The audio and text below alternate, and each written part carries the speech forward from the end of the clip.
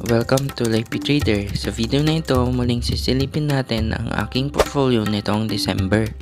At sa video ito, i-share ko din ang trading journal ko ng buong 2023. Tara!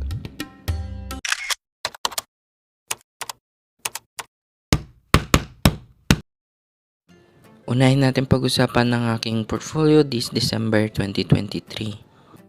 Ito na guys, ang MEG ko ngayon ay may negative 3% o may net loss na negative 5,136 pesos. Kaya ang ending equity ko ng 2023 ay 133,000 pesos. Sunod naman natin pag-usapan ng aking trading journal. I-discuss ko lang guys, no. Bale, 3 trades yung na-close ko this 2023. The rest is dividends at yung iba is mga pinull out ko sa mga existing trades ko. Ang total na kinita ko sa dividends this 2023 ay 7,589 pesos at sa price appreciation naman, ang total na kinita ko ay 15,224 pesos. Kaya pag dinutal lahat ng realized gain ko ay 22,813 or equivalent to 19.75%. So, ang ROI or return on investment ko ng 2023 ay round off na natin to 20%. Meaning, hindi ko na-reach yung goal ko na 21%. Pero okay lang yon, i-try ko na lang ulit next year. Ngayon naman, i-summarize natin yung nangyari sa trade ko this 2023. Nag-start ako this year na ang equity ay 115,000 pesos. Ang kabuuan na kinita ko sa dividends this year ay 7,589 pesos.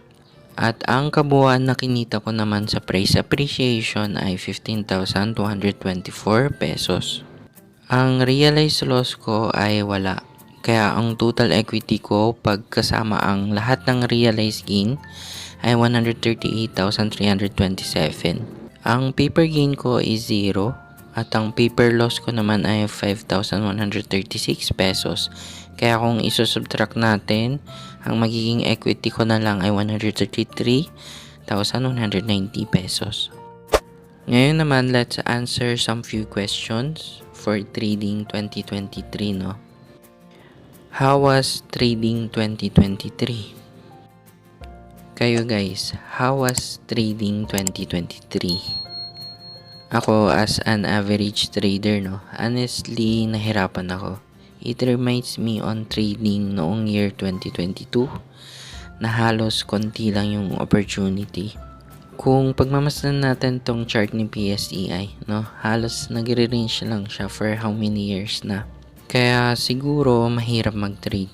Of course, there are lots of traders out there na nag-excel talaga. Or let's say above average talaga yung performance, no? And some of them siguro ay tahimik lang na nagtitrade or nag-i-invest. For sure, iba yung point of view nila sa pagtitrade sa 2023, no? Pwede kasing sabihin nila na madali lang yung pagtitrade sa 2023 dahil nga nag-excel talaga yung performance nila. Kaya nakadepende yung sagot based sa performance. Is 20% ROI good? All I can say siguro it's not bad at all, lalo na sa movement ng PSEI itong taon na to. Kung uptrend siguro ang PSEI, 20% ROI will be bad, no? At kung titingnan pala natin yung year-to-date performance ni PSEI, negative 1.77% kasi siya. Since 20% naman yung ROI ko this year, I think pwede naman na siya, no?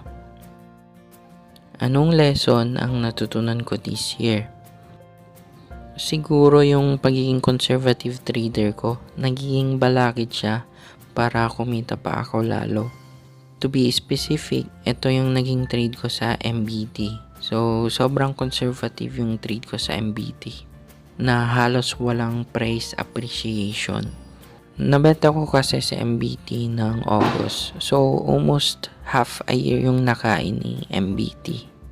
Pero hindi ko naman siya kinukonsider as a mistake, no? Kasi kumita naman din ako kay MBT through dividends and price appreciation. Siguro by 2024 next year, baka mag-iba ako ng strategy or mag-experiment ako para mabawasan at least yung pagiging conservative type